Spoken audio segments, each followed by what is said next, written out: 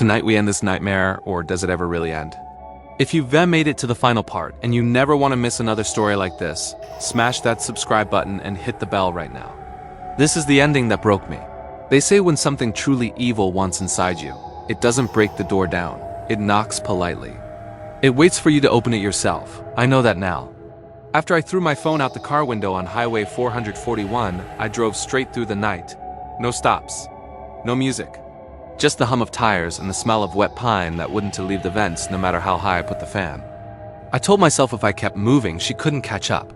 But every time I passed a mile marker, the reflection in the windshield wasn't mine.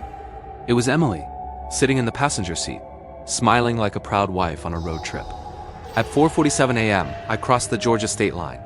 The radio, which had been off for hours, suddenly crackled to life on its own, static. Then a woman's voice soft, layered, like two people speaking the exact same words a half-second apart. Almost home, darling. The car filled with the smell of hospital antiseptic and lavender. I pulled over, got out, and screamed into the empty highway until my throat bled.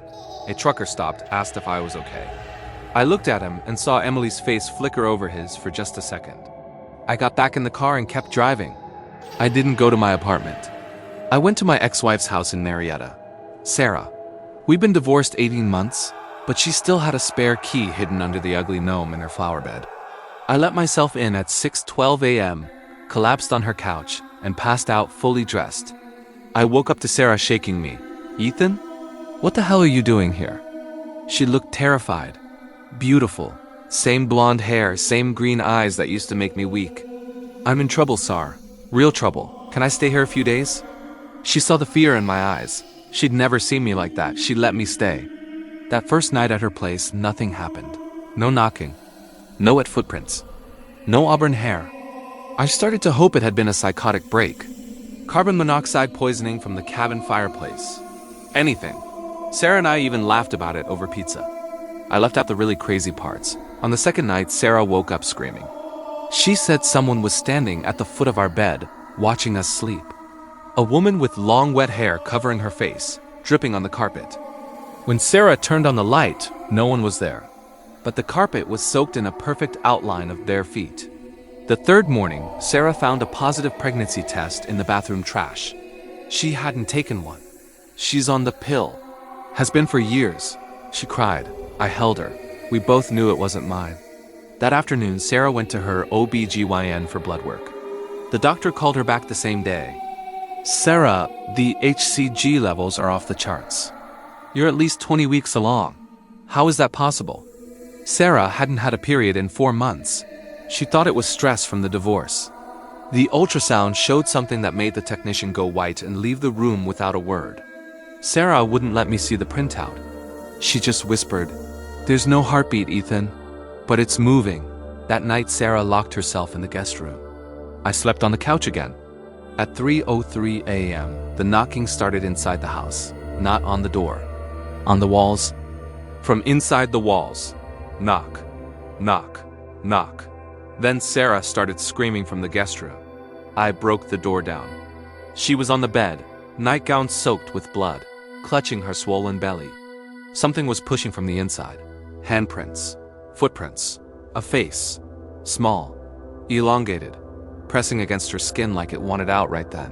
Sarah looked at me with pure terror. It's not a baby, Ethan. It's her. She's having herself reborn inside me. I called 911. While we waited for the ambulance, Sarah grabbed my hand and squeezed so hard her nails drew blood. "Listen to me," she gasped. "Rebecca didn't lie about everything. Emily did die of cancer. But before she died, she made a deal." Sarah's eyes rolled back. When they came forward again, they were milky white. The voice that came out wasn't Sarah's, it was Emily's and Rebecca's, and something ancient under both. She offered herself to the mountain, to the thing that lives in the hollows. The thing the Cherokee called tsunami. The one that wears the skin of the drowned. In exchange for 1 more year of life, she promised to feed it 1 soul every season. A broken person who needed healing. Someone who would open the door. Sarah's belly rippled violently. She picked you, Ethan, because you were empty, because you wanted to be fixed. And you let her in when you accepted the free stay. When you fell asleep under her roof, the paramedics arrived. They took one look at Sarah and called for backup. She was hemorrhaging. In the ambulance, Sarah, or whatever was wearing Sarah, leaned over and whispered in my ear while the EMTs worked frantically. The birth has to happen in the cabin, on the mountain. That's the rule. If the baby is born anywhere else, the deal breaks and the mountain takes everything. The whole town, everyone. Then she smiled with Sarah's mouth. You're going to drive us home, darling. I don't remember the next few hours clearly. I remember fighting the EMTs. I remember stealing the ambulance. I remember driving north on I-75 doing 110 miles per hour, sirens screaming, Sarah in the back giving birth to something that shouldn't exist. I remember the GPS in the ambulance rerouting itself without me touching it. Destination: Whispering Pines Retreat. When we reached the gravel road, it was dawn. The cabin looked brand new, fresh paint, flowers in the window boxes. Like time had reversed, the front door was open.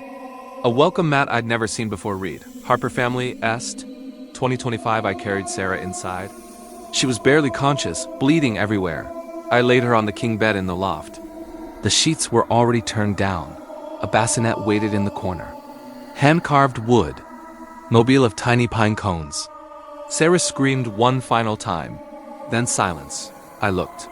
The thing that came out wasn't a baby. It was Emily, adult-sized. Soaked auburn hair. Pale skin, but brand new.